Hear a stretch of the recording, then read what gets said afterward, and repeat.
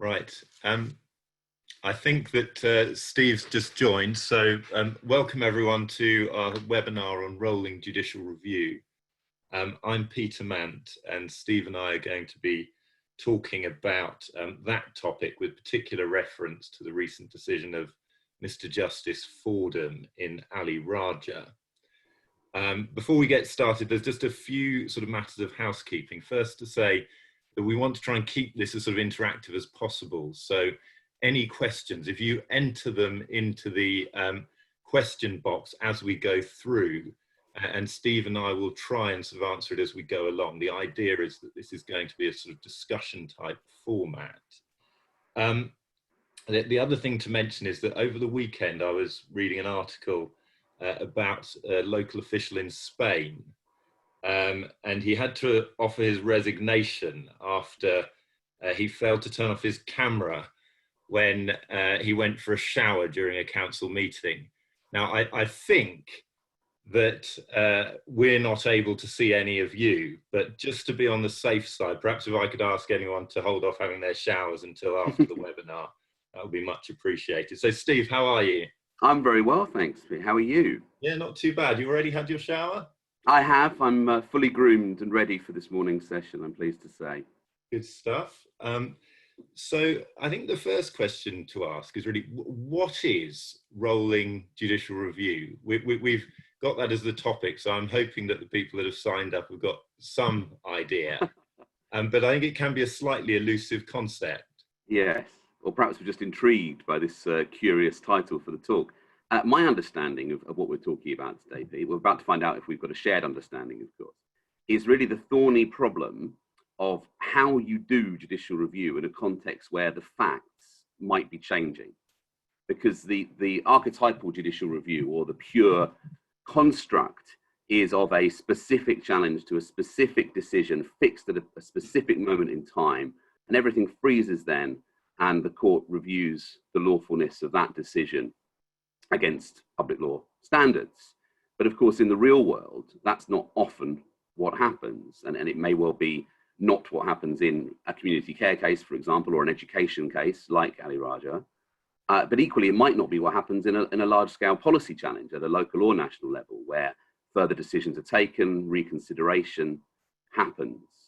So I would suggest probably in the majority of cases, there are factual developments after the decision which the claimant decides is the decision to challenge, which you then need to grapple with and deal with. And the concept of rolling judicial review has, I think, generally been used as a criticism of claimants trying to roll on judicial review challenges off the back of the decision that they've actually pleaded their claim against, to deal with those developing and evolving factual scenarios.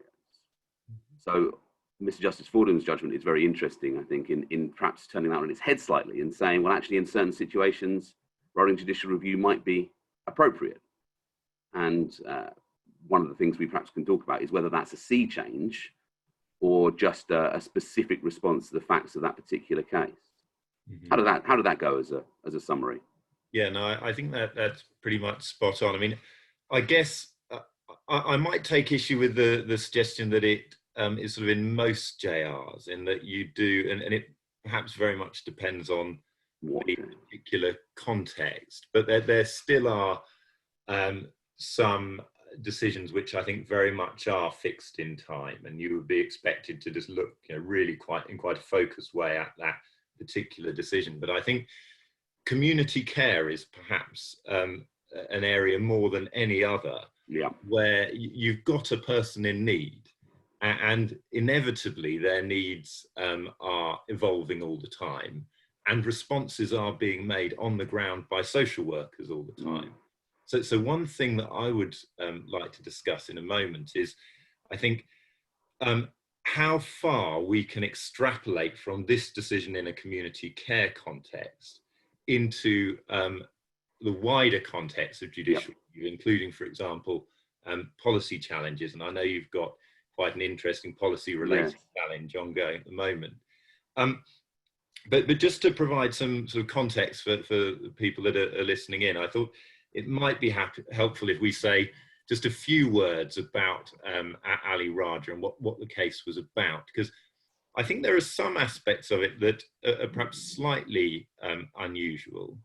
So it was a judicial review of a decision by a local authority to refuse to provide additional overnight care.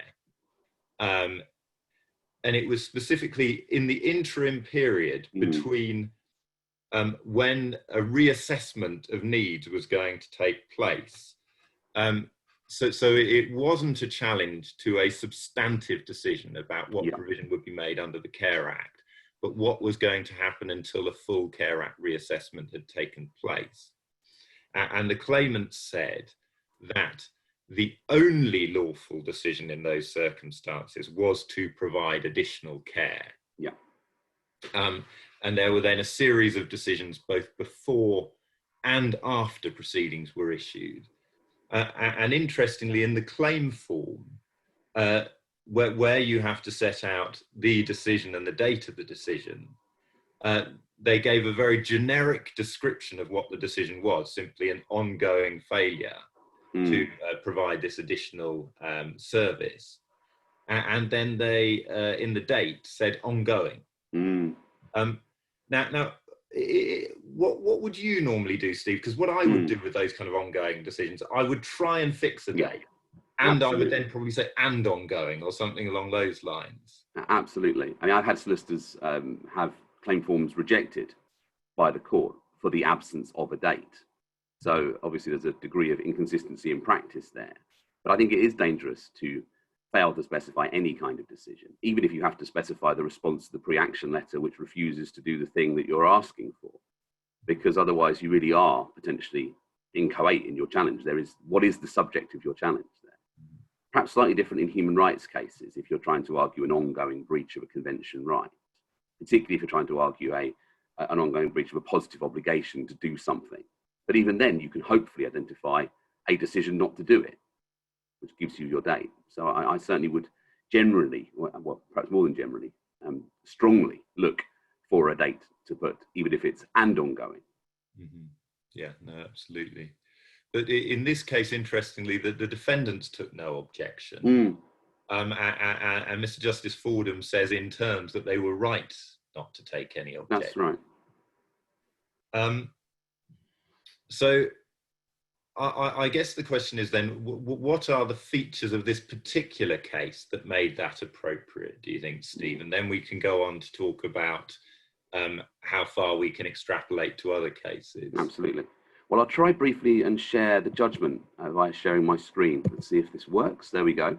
So hopefully you can now all see the head note to Mr. Justice Fordham's judgment.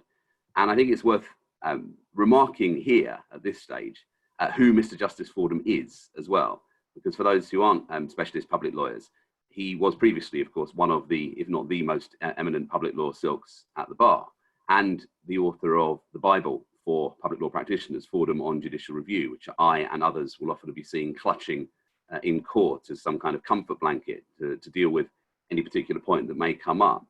Of course, now elevated to the bench as Mr. Justice Fordham, we may or not get another copy of another edition of Fordham on Judicial Review, which is a devastating blow. But what we get instead is judgments where Mr. Justice Fordham gets to explore some of the issues that he was previously writing about. So it's particularly notable, I think, who this judge is. Having said that, of course, he is still, with the greatest respect, a first instance judge. So it's not like the Court of Appeal or the Supreme Court telling us how things are supposed to be done. But I would suggest he's a first instance judge whose views on these issues will be given very significant weight if these issues are looked at by the senior courts. So we see that this was a claim brought by a family, essentially, not anonymised for once. So that's helpful in terms of remembering what the title of the case is, against the London Borough of Redbridge. And really the very first paragraph of the judgment, in typically clear fashion, sets out what this is all about. And as Peter said, it was a case about the nighttime care needs of two adult brothers with severe disabilities. And it's about whether the sole justifiable response for the local authority to adopt was to provide additional care and support pending a full needs reassessment. And that question in turn turned on whether the mother of the brothers could in the meantime reasonably be expected to reposition her sons at nighttime by herself. So it really was a very narrow dispute, I'd suggest, that the court was being asked to consider. It was about interim care provision pending a reassessment at night, turning on a very particular factual question. And then the judge goes on to say that it's a good example of a rolling judicial review, capable of being embraced as appropriate with suitable rigour and focus within the principled flexibility recognised as applicable in public law proceedings, which helpfully he's going to go on to explain to us. So after a discussion of the Care Act 2014 and the fact that the local authority, of course, is the primary decision maker, which we all well understand, and the care and support statutory guidance, the meaning of interim care and relief, and a narrative of the facts, which goes on, as you can see, through a series of requests declined, the claim resisted, and the question of whether something or other is the sole justifiable response. And the judge citing his own earlier judgment in the JXD case,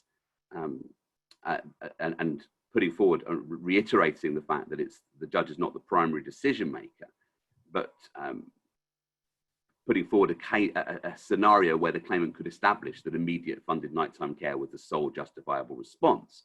And the counsel for the claimant in that case, claimants in this case, adopting that and making that her submission. We then get this discussion here about what is rolling judicial reviews, paragraphs 18 to 21. And the defendant accepted that characterization, referring to the claim form and the way that the relief had been pleaded, that there was an ongoing failure to recognise that the sole justifiable response was to make interim care provision. A series of rejected requests, the continued resistance of the claim, and the defendant didn't object to this characterisation of an ongoing failure to make the sole justifiable response. Both parties putting in further evidence without objection from the other, and the judge saying that was right, because in this particular case, the rolling nature was not inappropriate, and then goes on to explain why in some cases rolling judicial review can be entirely appropriate. So first of all, we have in paragraph 19 a characterization of what I suggested at the beginning was the kind of prototype judicial review, a specific decision with a specific date, bringing focus and discipline. But there are lots of variations from this model, and the judge explains what some of those may then go on to be. And more usually, defendant public authorities are able to review, reconsider, and react. And it's important that they should. Open-mindedness is a virtue. And so court proceedings and hearings and costs should be avoided if possible. Circumstances can change. And if the new decision is adverse to the claimant, questions can arise as to whether a claimant needs to and should be permitted to amend the claim and grounds to challenge it. And I think we'll come on to talk about those two distinct questions in just a moment.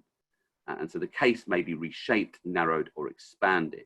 So showing, Mr. Justice Fordham, in paragraph 19 of the judgment, how flexible judicial review can be as a remedy. And again, at 20, the dynamic reality can mean there's a moving target and a moving picture. And this has caused concern.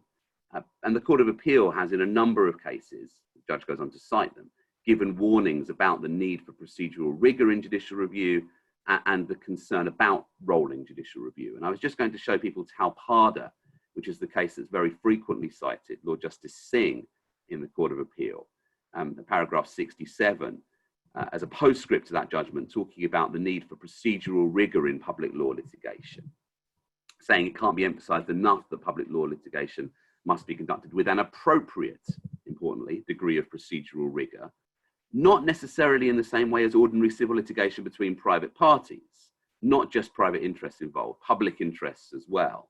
And so procedure must not be the master of substance, importantly, in public law, but fairness in the orderly management of litigation requires an appropriate degree of formality and predictability in the conduct of public law litigation, as in other forms of civil litigation. And so in Talparda, what was being criticised, as you see at paragraph 68, was departure from pleaded grounds of appeal, and pointing out that grounds of challenge have a habit of evolving during the course of proceedings, which is an unfortunate trend that must be resisted and discouraged by the court. So a clear warning there against less than rigorous specification, particularly by claimants, as to what the claim is, what you're challenging and on what grounds, and allowing everything to just roll on until your skeleton argument being the only time where you actually pin down your case. So that's the concern, that's the warning, and I think it's essentially an issue of fairness. for public authorities to understand what claim it is they have to meet and defend, that it's not something that they should be taken by surprise about when a skeleton argument comes in, or still worse, at a hearing itself. So that's the strictness, that's the other side, if you like, and the cases that make it clear that there must be appropriate rigour in judicial review. But on the other hand, as the judge goes on to say, and as with everything to do with judicial review, there's exceptions, where public authorities have ongoing function, where open-minded re-evaluation and reconsideration are a reality and a virtue, there has to be sufficient flexibility to ensure that the interests of justice are secured and not undermined. And then citations of two authorities on that point. In the XY case from 2018, the Court of Appeal saying that there's no hard and fast rule in relation to rolling review, better if it's not treated as rolling or revolving, and generally simpler and more cost effective for the reviewing court to avoid scrutinising post-decision material, but there will also be a need to maintain a certain procedural flexibility, so as to do justice between the parties, the overriding objective. And so returning to the case before him, Mr. Justice Fordham said that that case called for and illustrated the appropriateness of procedural flexibility. The design of the claim was permissible, sensible, and has been vindicated. So the claimants were held to have been right to have described the failure as an ongoing one, and to ask for the relief in the way that they did. The parties were able to focus on the substance, and so was the court. And then this, I'd suggest, is important, and in terms of answering the question that Pete posed about the wider implications of this judgment. The central features of the case as brought were a continuing statutory function, a continuing request for a particular care provision response, a continuing refusal of that request, and the consistent central issue as to whether the requested response was, in all the circumstances, the sole justifiable response, such that refusing was unreasonable in a public law sense. So those are the features that were very particular to that case that Mr. Justice Fordham held made rolling judicial review appropriate. And the discipline, because we still need a degree of discipline, came from being able to see clearly the basis on which the claimant says the defendant is unlawfully failing to comply with a public law duty to act reasonably, and the basis on which the defendant says its refusal is reasonable. And so there was no unfairness or prejudice, and importantly, and I think this is something people need to be very cautious about, there was on these facts no need for the claim to be repleaded. So on we go, and on those particular facts, Mr. Justice Fordham said it was absolutely fine and arguably correct for the claimant to have specified things as they did and not to have amended their claim to deal with any of the post-issue developments in that particular case. So I think that the issue, I'll stop sharing now, so you can see Peter and I fully again. And the issue I think we probably need to discuss is how far that goes, really. And is it simply confined to those facts, a community care case with those particular features the judge identifies, or is there a broader application? So I'm going to put that back to Pete now. Absolutely. No, thanks, Steve. That's really helpful. And I think for me, a couple of the key features are actually, I don't know whether you can just quickly ping that back up. Sure. We can look at paragraph 23. Yes, of course. I didn't go that far. There we go. Hopefully you can see that. There's then this heading, a question of temporal focus. And we see the judge makes the particular point there. It's really picking up on the points that are already addressed in paragraph 21, that the statutory function is extant and ongoing, and that the remedy sought is a mandatory order. Now, for me, I think these are two of the key features that made it particularly appropriate in this case to permit this rolling approach, and one in which there wasn't even a need to replead, because the core issue was absolutely the same throughout. And it was, did these brothers require additional overnight care for being turned, at least in the interim pending full reassessment? And not only did they, and this is the crucial bit, but was that the sole lawful approach that could be taken? Because I think in so many other cases, the remedy that we're seeking is actually to ask the public authority to go and make the decision again. Absolutely. And in that context, then if they've agreed to do that and are making the decision again, it becomes much more difficult. Certainly, I think it becomes almost impossible to continue with the claim without repleading, because necessarily your grounds will be things like they failed to take into account this particular thing, or they adopted a procedure which was not fair for these reasons. And they will, by definition, have made the decision again, almost certainly having gone to counsel who said, no, you didn't take that into account, and they will have gone and taken it into account. Or they'll have been advised, yes, you did adopt a procedure which was not in accordance with the rules or was unfair for some other reason. So they will have done it again, at least purporting to address that unfairness. So I think that the ones that are going to be, whether it's in a community care or another context, the ones that are going to be most ripe for this type of approach will be those relatively rare cases where you can be confident enough to say that there is a single right answer and you're seeking a mandatory order. On the face of what we've seen here, that was the only basis on which it was claimed. I mean, I haven't seen the actual pleadings, but there's nothing to suggest that it was primarily go and do it again with sort of, and a mandatory order, please, if you're with me that far. So I think that's important. But what I wanted to think about next is there's the question of whether rolling judicial review is permissible in the sense that you don't even have to replead. And then if we go back to the earlier case law, as you say, Steve, mainly criticising claimants for perhaps sort of changing their case as time goes on, a lot of the time that is changing the case in response to the defendants doing that thing of going back and remaking the decision or putting in additional grounds for the same decision. And I think where it isn't as clear cut as this, you would on the whole be looking to replead, because the basis of the decision is almost inevitably going to have changed, at least to some extent. And those classic grounds for judicial review in terms of procedural fairness, or even a classic Wednesbury type challenge where you'll be looking at, did they take into account certain factors or not? Inevitably, the factual matrix of that will have changed. And I think the court does need to know, this is the new basis on which I put my case. And then the defendant can respond to that new basis. I completely agree, Pete, absolutely. I remember very vividly a scenario in my very early years of practice, sat behind Ian Wise QC, who I trained with, watching him almost literally form a human shield for his instructing solicitor, our instructing solicitor, who hadn't amended a claim, which the judge took a very clear view and a very forcefully expressed view should have been amended. And so I think it's extremely risky, actually, as a claimant, to take a view that you're in a kind of case where it's fine to just crack on. And that my advice will be to treat this judgment with a significant degree of caution, actually, because not all judges think the same about these kinds of issues. You can't guarantee you're going to come in front of Mr. Justice Fordham.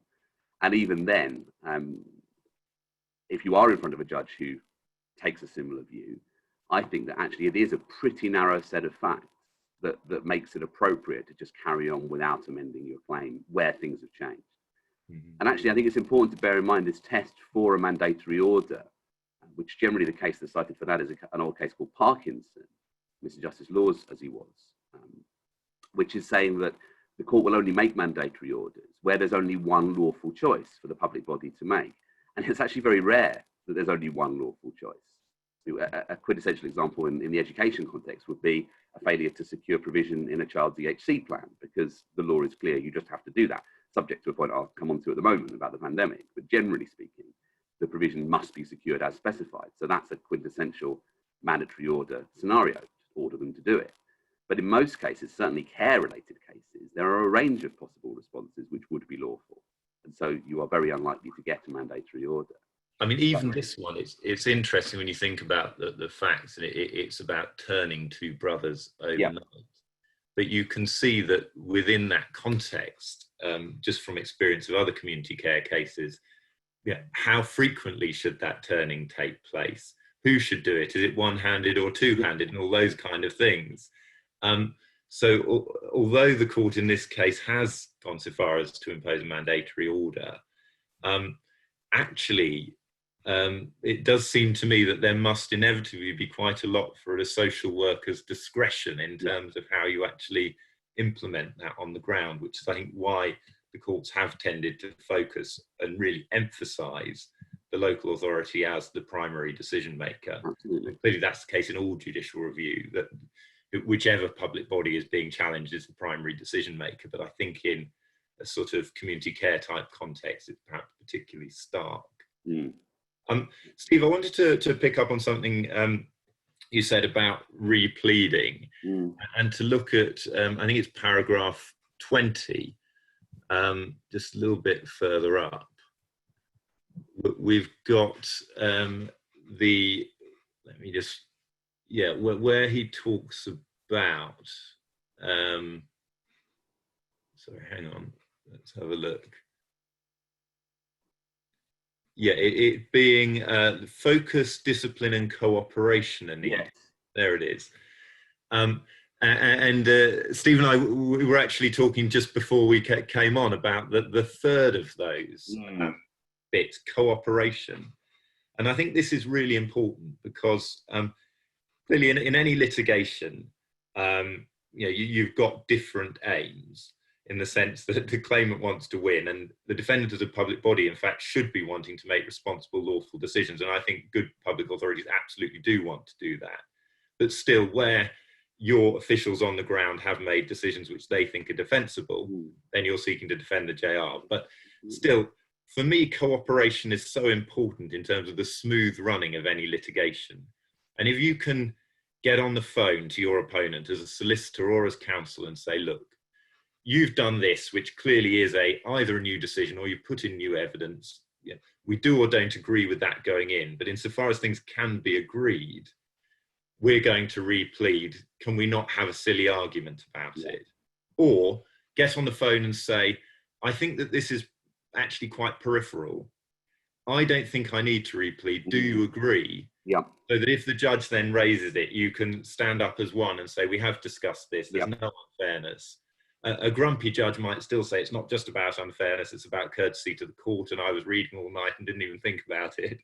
But I did think about it enough to raise the point with you and get cross. Yes, exactly.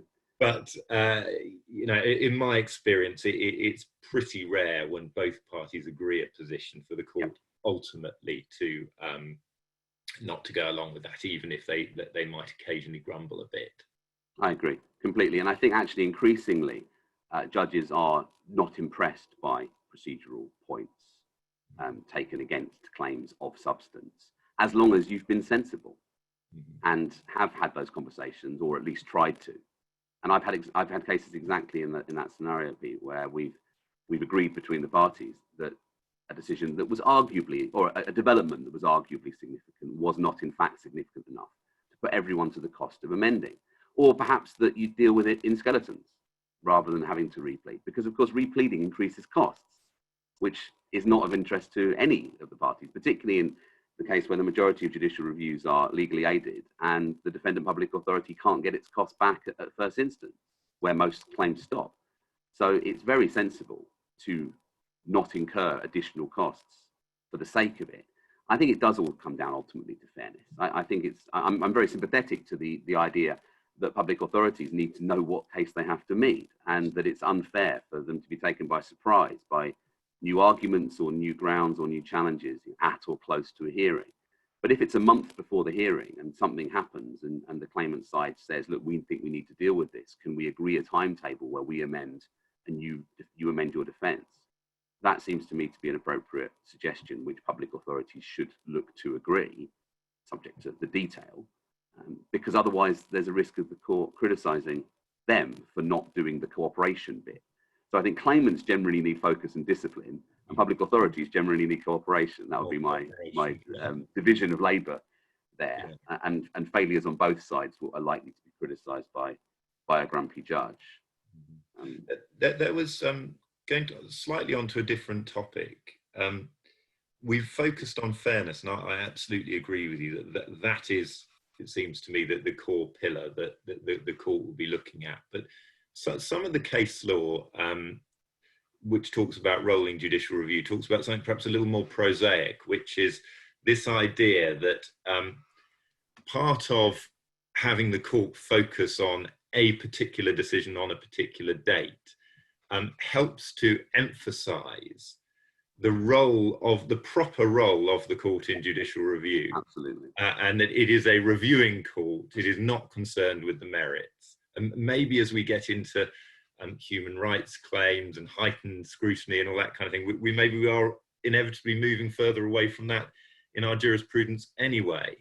But you do still see in some of the relatively recent Court of Appeal decisions, Tesfaye, I think, is one that says this very clearly, that if you have a series of decisions and the legal challenge continues as a sort of general challenge to all of them, that the court gets sucked into a sort of merits dispute, or at least isn't in the clear and focused way, acting simply as a reviewer of a particular decision.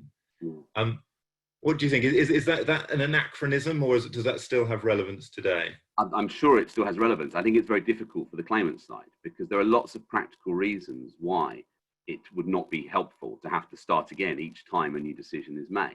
So first of all, of course, timing of the hearing, because if each time you have to go back to the beginning and you have to re-obtain permission, that's going to delay the case coming to court on each occasion.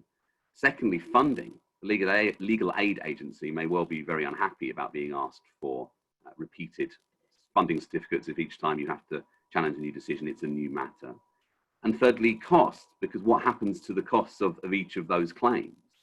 Because the principle from the leading Court of Appeal case of M. Croydon, which will be well known to all the public law practitioners on the webinar, is essentially that you get your costs as a claimant from the defendant if you've won, but very shortly. And there's a number of nuances on that. But in terms of winning, the courts have made clear that you have to show a link between your claim and the successful outcome that you're seeking. And so if the defendant can properly say, well, we would have re-decided this anyway, there's a real risk that the court will make no order as to costs. So you won't get your inter partes costs, which are so vital for legal aid firms to continue.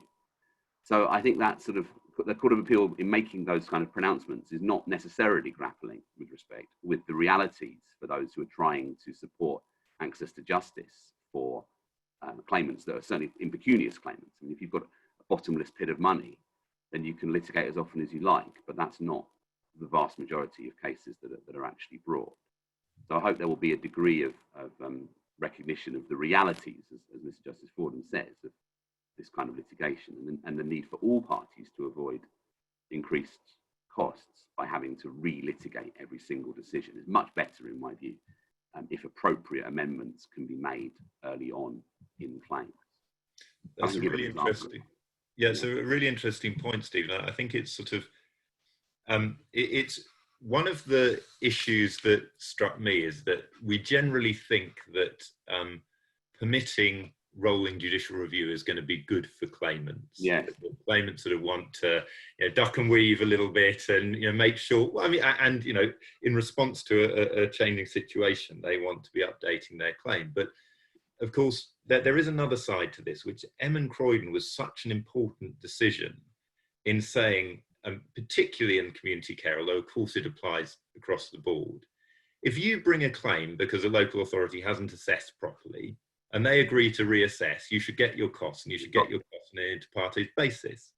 Now, if the court is now going to be moving more towards saying, well, come on, let's not draw a line in the sand there, give you your costs, and if necessary, you can bring another claim in due course. But if they're saying, well, it's all part of a general process of rolling judicial review, I do think there is a danger for claimants in that 6 months down the line, when the local authorities had 3 or 4 stabs at it, eventually they get it right. Yeah. They turn around and say, oh, well, we won. And then you enter into some quite difficult arguments about, well, do you have issue-based costs orders? Do you have sort of a cost order which will say costs up to this date, not thereafter? And it will be much harder to go back to those key passages in M. Croydon and just say it's about, have you achieved substantially what you set out to achieve? in ordinary civil litigation and in the civil procedure rules, it talks about the successful party, and the general rule being that the successful party get their costs. So by treating each decision as distinct, it can be quite clear who succeeded or not. And I do think that there's at least a danger to be alive to on the claimant side, Yes. In allowing this process to go ahead. And perhaps on a practical level, the most that can be done might be laying down a marker in a letter, saying, we agree that this should continue for reasons of proportionality, etc.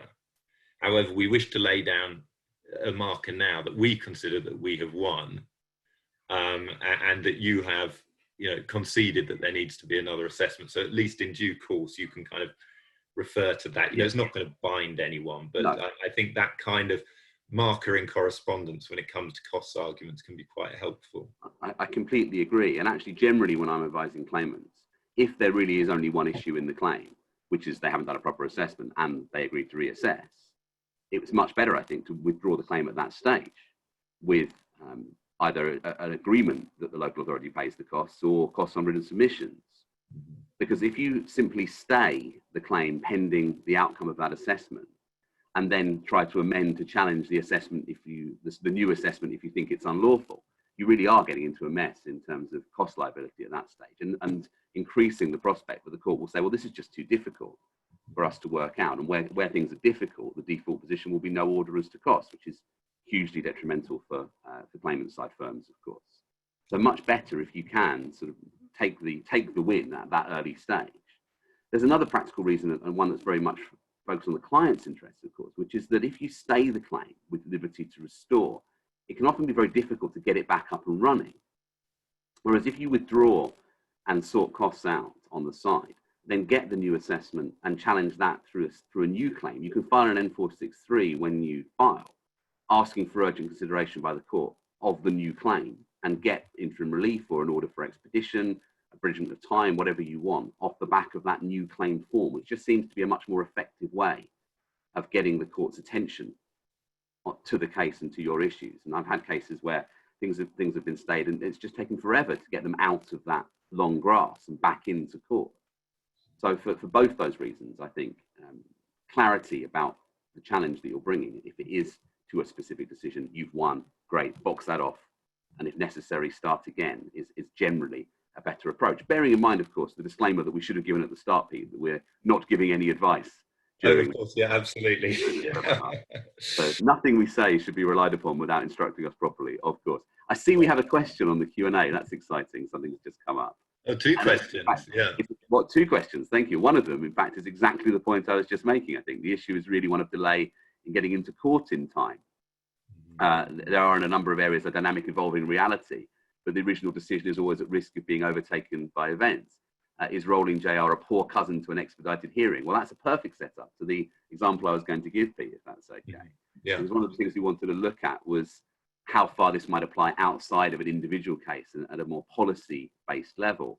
And I'm currently instructed on the challenge to the send easements, as they've been characterised, the statutory instruments the Secretary of State has made, some of which are under the Coronavirus Act, which downgrade the duties in relation to children and young people with education, health and care plans. And the notice provision that the Secretary of State has been given under the Coronavirus Act allows him to modify the key duty in Section 42 of the Children and Families Act to make provision in those plans happen. But the notice is only allowed to be enforced for a month. And so it's a rolling programme of notices. The first one was issued for May, then another for June, and then most recently one for July. And so precisely this point arose as how quickly could we get the case into court? And what happened, and this is a great example of the practical realities of judicial review, and I'm grateful to my instructing solicitor, Polly Sweeney, I think might be on the webinar, and Alice Irving, who I'm working with. We had a problem where the court had ordered expedited consideration of permission, but it didn't happen. And the papers sat there for an extra period of time. And so by the time the papers actually were going to the judge, the new July notice had been issued. And so arguably our challenge to the June notice had been overtaken. And so what we did was write to the court and say, explain what had happened and set out in that letter what we intended to say by way of amending our grounds, but that we were asking for directions to do that and for a rolled up hearing or permission generally, but then with provision to amend in that regard. And what the judge actually did was something slightly unexpected, which was to order that letter be treated as our amended grounds. And the judge took a very pragmatic approach and said, I think, perhaps suggesting we'd had enough go at pleading the case, that really he wanted just to get the case into court and to treat that letter as our amendment and to get on with things and to have skeleton arguments that would then flesh out the full case. So the hearing has been listed at the end of July on a rolled up basis. So I think that's a great example of where policy level decisions are being taken on a rolling basis, because that's what the statute requires. And you're trying to get judicial review as a process to move quickly enough to deal with those developments. Not quite achieving it, frankly, but the court then adopting a very flexible approach of its own, on its own volition, to allow the case to go through. So one of the challenges of judicial review and advising people on it is how infinitely variable it can be, and different judges taking different approaches. So that's just one example of a kind of pragmatic approach that was taken. But yes, I think in answer to the question, you'd much rather have an expedited hearing if you can get one, whether that's on a rolled up basis with permission being considered at the same time as the substantive hearing, rather than allowing things to roll on so that there are further developments. Yeah, and I think actually flexibility is probably relevant to the next question that we got as well. It's quite an interesting one about what's described here by the questioner as a rolling remedy. And what the question is essentially talking about is where you have a number of claimants and a public authority offers them a remedy, but doesn't it doesn't alter the underlying unlawfulness. So we don't have many details here, but I assume there may be an unlawful policy, for example. So they're continuing to apply that policy across the board, but for the initial claimants, they're saying, okay, we'll give you everything you want. So they have nothing further to pursue in the JR, and it becomes academic for them. I think my view would be that the court would be very sympathetic if it appeared that a public authority was offering a remedy to the particular claimant, effectively in order to avoid the lawfulness of their policy coming before the court. I think the court would be, and it appears that in this case, it was the case that they allowed other claimants to be substituted, so the substance of the decision could be challenged. I think particularly, say, if you were at a post-permission stage, I think the court's very alive to those sort of tactical decisions that might be taken. And if they think there is an issue of substance to be determined, that it seems to me that that would be a reasonable thing to do. And clearly the flexibility which is emphasised in all of the case law would permit in an appropriate case a substitution of a different claimant. Really interesting example, isn't it? Because you can see in the public interest why that's absolutely the right approach to take. But from a narrow perspective for claimant firms, it's risky. Because if you've got everything that your clients want and it's clearly connected to the litigation, you're in very good shape at that stage to get 100% of your costs if you withdraw the claim at that point. But if you allow the claim to go on and the judge considers the lawfulness of the policy and finds it to be lawful, what does that do to your costs? Because you ultimately lost the JR, and you may well be looking at no order. So actually, tactically, you've already done all the drafting. Yeah. So you could just cut and paste different claimants' names, but should you actually just take that relief and issue another claim? I think these are exactly the points that this is why we're not allowed to give advice on webinars, isn't it? Because it is absolutely. Come and instruct us and we'll tell you the answer. Well, exactly. But in all seriousness, I think that we need to keep all these things in mind. And it is important, and I've been looking at it all recently, the courts have, including the Supreme Court in the JFS case, have recognised the importance of inter partes cost orders for access to justice, and highlighting that legal aid solicitors, in particular, need inter partes cost orders to keep the lights on and to maintain the viability of their practice. And so having regard to the cost position is not, in my view, an irrelevant consideration. Obviously, our primary obligation is to our clients. But in the scenario we're being given, and the question at 10:39, and apologies, we're not identifying anyone by name for data protection purposes, so there's no discourtesy intended. those who are looking at the Q&A will see who the question's from. The clients, the individual claimants, had got what they needed and what they wanted, so their interests were protected. Of course, if you've then got new clients, you've got to look after their interests too, but could those interests be protected properly by a new claim? Perhaps, perhaps not. Perhaps it wouldn't have been possible to get legal aid. Who knows? So there's lots of variables. But I think the Supreme Court in JFS, and there's a case called Sino as well, Mr. Justice Hayden, I think, saying similar things, and recently confirmed in the Court of Appeal as well in an immigration case, all saying that the fact the claimants might be publicly funded can be a relevant consideration in terms of what the court should do about costs. And I think, therefore, it must be a relevant consideration as to how you approach these issues, as long as you're fulfilling your primary obligation to the client and, of course, to the court. So it's a very tricky call, I think, as to what to do when you've won in practice. Yeah, absolutely. So I think we're actually at sort of just after 10:45, Yeah, so we probably need to draw it to a close. Should we just very quickly answer that last question? I think the last question is about damages claims and whether you can bring ones midway through JR. I think there's no hard and fast answer to this. Clearly, under the Human Rights Act, you can bring a damages claim alongside a JR. Whether, if the issue arises midway through, you would be better off trying to add it within the JR proceedings or to pursue it separately afterwards, I think will very much depend on the facts. So again, it probably, Steve, unless you have anything else to add, it's going to be very fact specific, but there is the flexibility there to allow it. I agree. I just flag a very interesting Court of Appeal judgment that I think hasn't been properly or perhaps fully explored yet, which is CP and North East Lincolnshire, about compensation for past failures to provide care or fulfill statutory duties, which is a massive issue, of course, in the social welfare context generally.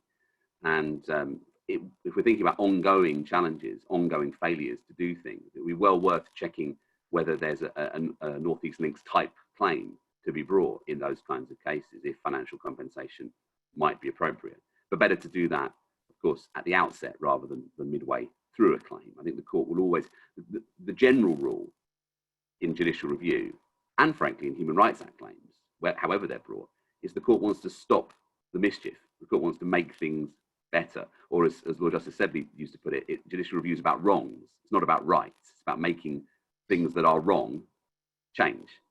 And once they've done that, the court is generally, in my view, in my experience, less interested in financial remedies, however they're framed. So you can do it and you can look to do it, but it's unlikely to be the main focus in a JR, in my experience. Absolutely.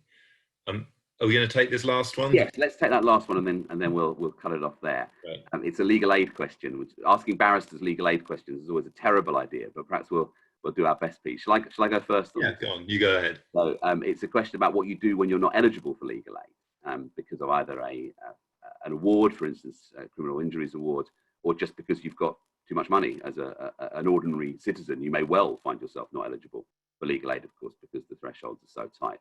It is very interesting, I think, that crowdfunding has grown so much in the last couple of years, and people using social media, in particular Twitter, but also Facebook, to promote crowdfunding campaigns, primarily through the Crowd Justice website.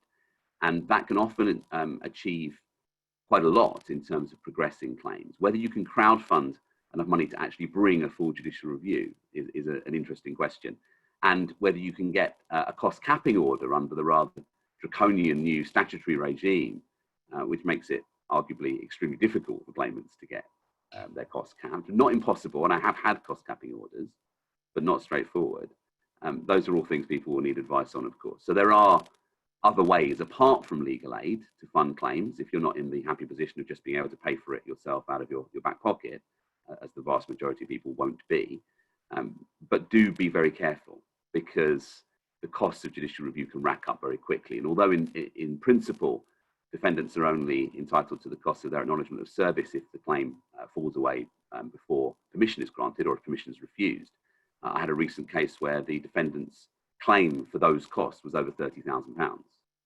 Now, of course, they didn't get that much for various reasons, but that's the kind of risk that people are potentially taking on if they bring a judicial review claim without the the cost protection, which itself is not completely unqualified, that comes with legal aid. So a brilliant point to end on. You will need advice about particular possibilities in your case, but don't assume that just because you're not eligible for legal aid, that's it. There's no way of accessing justice. Thankfully, things are a little more nuanced than that. Great, thanks, Steve. Well, I think thank you everyone for joining us, and I hope you've found that useful. Obviously, if anyone else does have questions that they haven't asked, I'm sure that they could email me or Steve, and we'd be happy to provide answers. Absolutely.